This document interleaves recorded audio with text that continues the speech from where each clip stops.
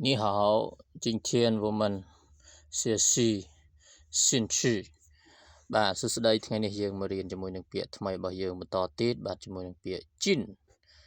នឬថាចិត្ត学校很近学校很近សាលារៀនជិតណាស់学校很近បាទហើយពាក្យថ្មីមួយយើងរបស់ទៅមួយទៀត远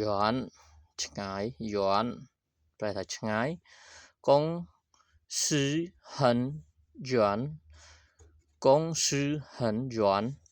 公司很远ក្រុមហ៊ុនឆ្ងាយណាស់បាទក្រុមហ៊ុនឆ្ងាយណាស់បាទហើយនឹងពាក្យថ្មីរបស់យើងមួយទៀត里面ខាងក្នុងចាយលីមាននៅខាងក្នុងបាទចាយលីមានអញ្ចឹងសម្រាប់បងប្អូនដែលចង់បន្ថែមពាក្យបងប្អូនអាចយកពាក្យចង់បន្ថែមឧទាហរណ៍បងប្អូនអាចយកពាក្យនឹងទៅបន្ថែមខ្លួនឯងបាទសូមអរគុណ